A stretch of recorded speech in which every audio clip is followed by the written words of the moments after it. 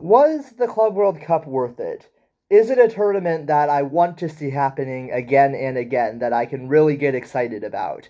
That's the question I'm going to ponder today, and I don't know if I really have a definitive answer. See, the way I'm kind of thinking of this is through the lens of the UEFA Conference League.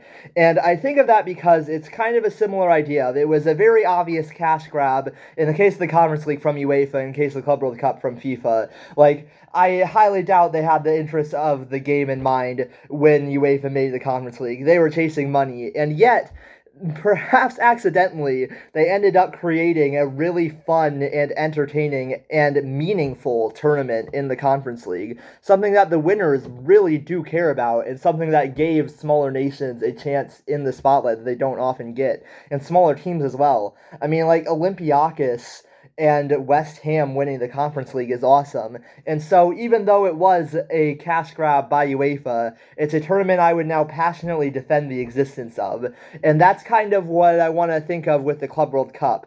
I think it was absolutely a cash grab from FIFA, and yet, under different circumstances, a Club World Championship really would be an awesome thing to get excited about. Like, the idea of all clubs from across the world competing in a tournament is appealing, and it's an awesome thing to get to do. And yet, it kind of just feels like it was a cash grab from UEFA, or from FIFA, sorry. And in that sense, even with that in mind, was it a tournament worth watching? Was it something that I would want to watch again? And the answer is, I don't entirely know what to think of the Club World Cup because I don't think it had quite the same meaning as the Conference League. And the thing I'll talk about is like this is the first video I've made about the Club World Cup in a while. Sorry about that. I didn't even talk about the semis or final. I'll get to that at some point probably. But the thing is, I went into this summer with the Club World Cup probably the third tournament I was most excited about. Because really what I was most excited about was the Women's Euros and the Gold Cup. And I appreciate that for a lot of football fans, the Club World Cup was probably going to be the main thing on. Like most people aren't saying, no, you know what I really want to watch is the Gold Cup. In that sense, I, as a lover of CONCACAF football, am somewhat unique. But I do think that kind of speaks to a prestige problem that the Club World Cup kind of has because you can't just like, it's hard to just create prestige. It's hard to make a tournament and just say, yup, that tournament is prestigious now and everyone should want to win it. Because like you can't just like make something worth watching, something that you would want to tune into. And that's an issue that I think the Club World Cup maybe has, in that it's a new tournament and we've never seen it in this format before, to where it's hard to just like completely say this is something I'm really excited about. The Women's Euros and the Gold Cup have a lot more history, and so there's a lot more intrigue in that. And because of that, I was more interested in them. And for like your casual football fan, those might not have been the things they were most excited about. I saw a lot of people saying, I'm watching the Club World Cup because it's the only thing that's on. And yet, that still speaks to a lack of prestige that the tournament had. And I appreciate this is largely a European view. And the thing was, in Europe, this tournament was always going to be viewed with general apathy. I think the best I could see the casual fan getting excited about this tournament was mild intrigue. That was about it. You would either have mild intrigue or just complete and total apathy. And for a lot of people, they're actively upset about the tournament. I saw an interesting article that the BBC did about the many controversies of the Club World Cup. And after each point they made, they did a poll that anyone could vote on. And they said that, like, was this tournament a success? Like, was the crowds successful, yes or no? And overwhelmingly people said no. Was this and like stuff like that. It was a bunch of things where you could vote yes or no, with a bunch of different controversies around the tournament. And the general view of the tournament from the British public, or at least the people who voted on this BBC thing, was negative.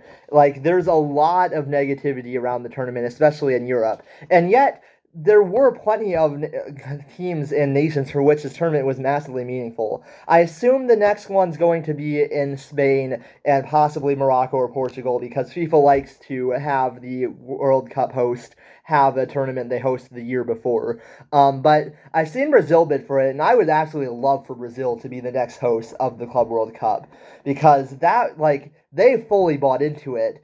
And like that was the tournament at its best, really, was all the Brazilian fans who got involved. But it wasn't just them. Like Urawa Red Diamonds, Boca Juniors, they got like pretty good support. And like all the Brazilian teams did well, and Real Madrid got plenty of people coming into their stadiums. Like they at least sold stuff out. But there definitely was support. The interesting thing is the average attendance.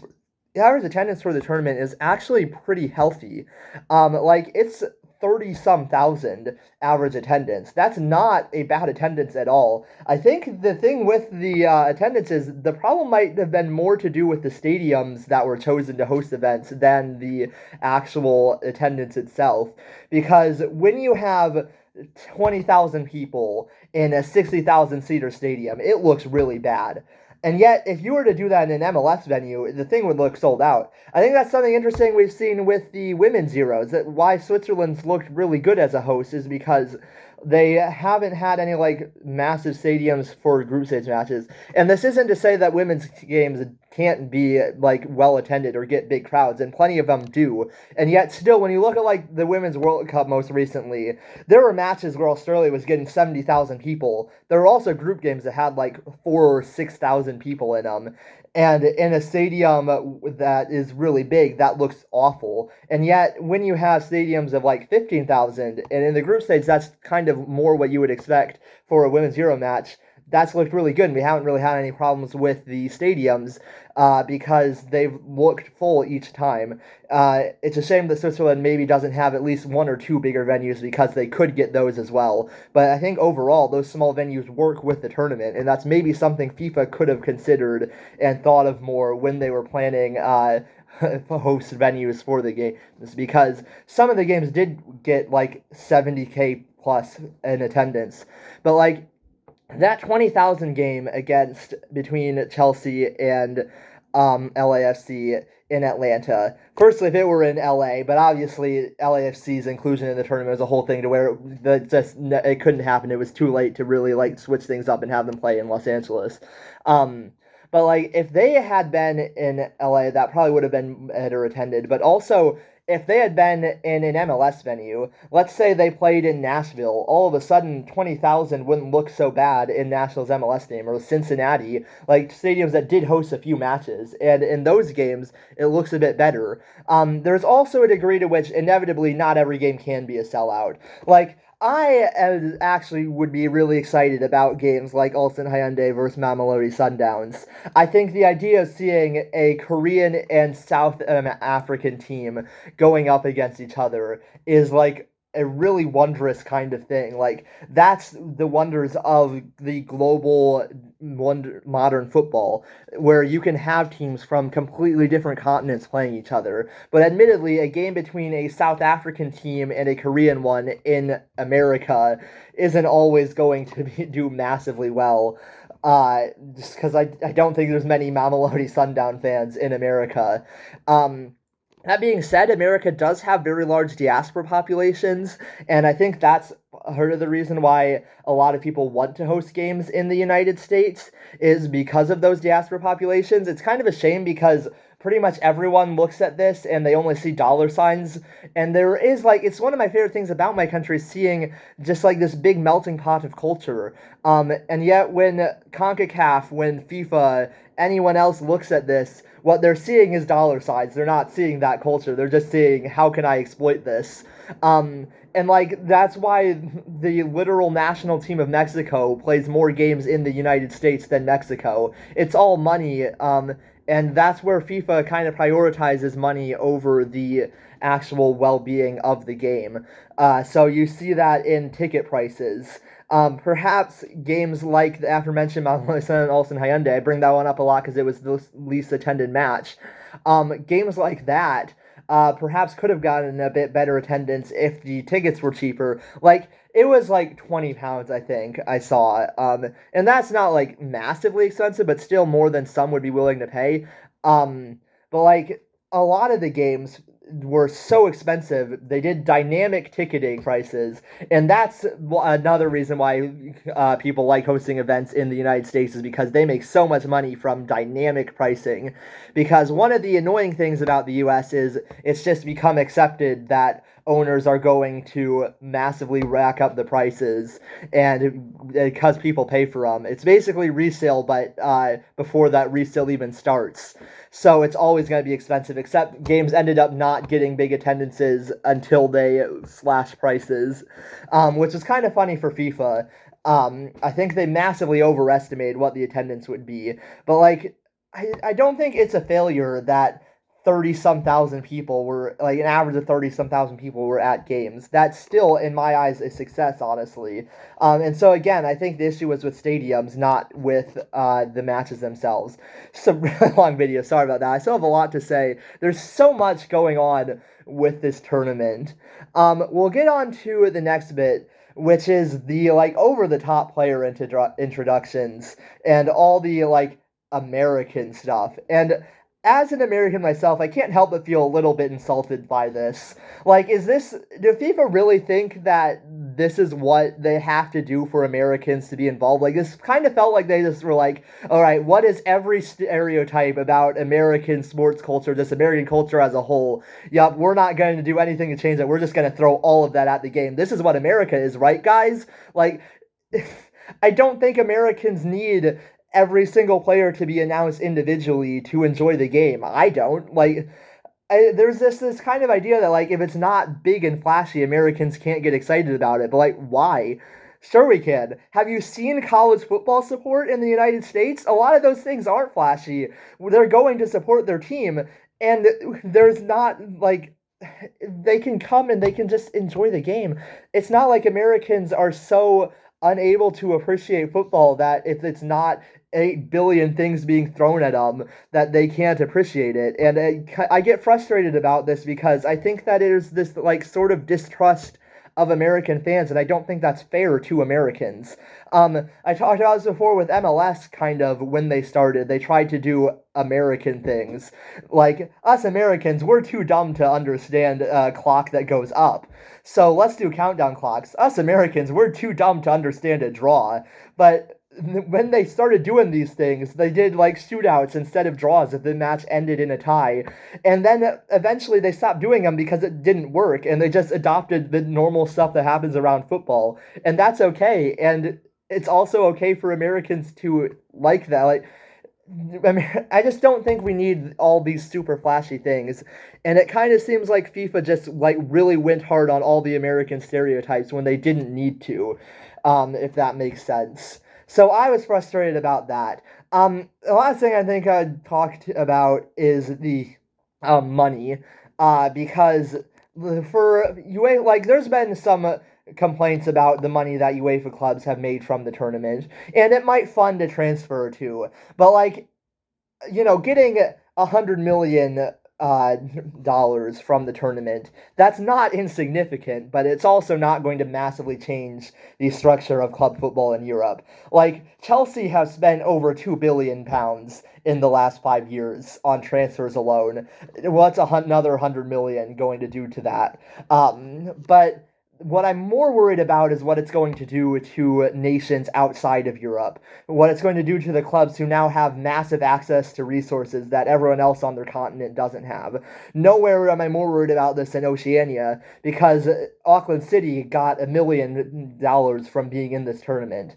And that is, like, $1 million in Europe is pennies. $1 million in Oceania, where everyone is amateur, is insane. Like, the potential this has to massively distort competition is crazy, and already Auckland City dominate Oceanic football. They've been to a Club World Cup in its previous form more than any other team because they just keep winning Oceania. They don't need another $1 million, and yet now they're going to have such a massive advantage over teams they already seem to have a pretty big advantage over, and that's not good for Oceanic football. That benefits one club with everyone else suffering from that. So I'm worried about that, and I feel like if FIFA actually had the interests of the game in mind, some of that money might go to infrastructure projects across the continent rather than just to the clubs who made it. And in all fairness, the clubs who made it, you could say like they deserve more of that money, and I think that is a fairer argument.